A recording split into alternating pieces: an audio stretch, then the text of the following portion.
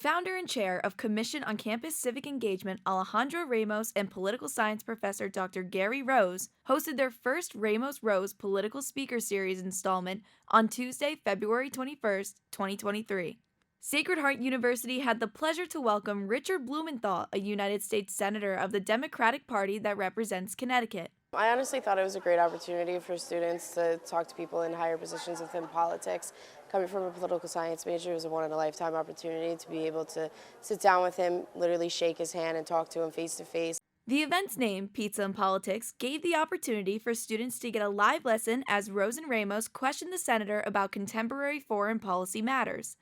This was followed by a Q&A session in which students participated in. Personally, I learned a lot about his views on the war on Ukraine. Obviously, this is an extremely hot-button issue, especially with the U.S. involvement through sending whatever we can in order to help President Zelensky. So it was very interesting to see his point of view on it and how he's able to defend his positioning without any hesitation. Systems, including the Patriot air raid system. When I was there the last time, there were air sirens. We saw the buildings that have been destroyed in Kyiv. They live under this reign of terror. We should be providing more air defense and more drones. And we have been winning this war, make no mistake.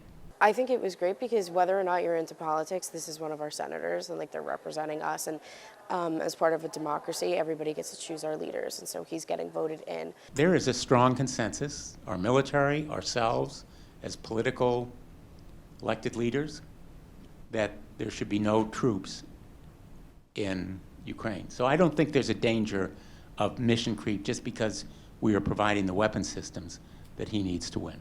I did ask a question when it was time for the Q&As for the students. I didn't know when I was going to have another opportunity to really speak to someone at this level, and I just really wanted to know his opinion. Oh, my question doesn't have to really do with Ukraine. I'm going to kind of go on towards your stance on privacy.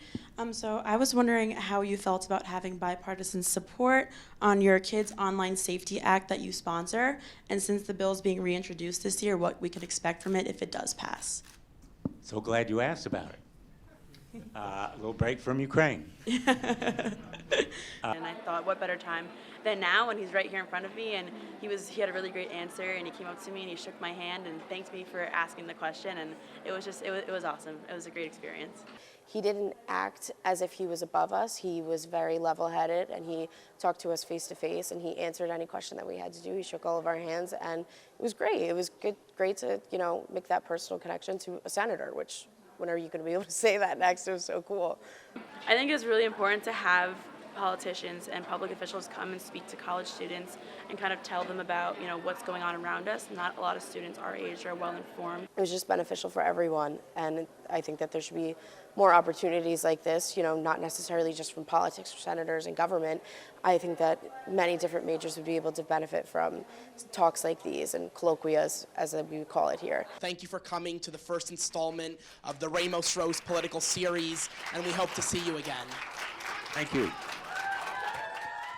Students love pizza and politics just as much as Senator Blumenthal shared his love for the university. To Sacred Heart, again, just a wonderful educational institution. I'm very, very proud to be here. Thanks for having me. Reporting from Fairfield, Connecticut, this has been Molly Jacob and Alejandro Ramos, The Pulse.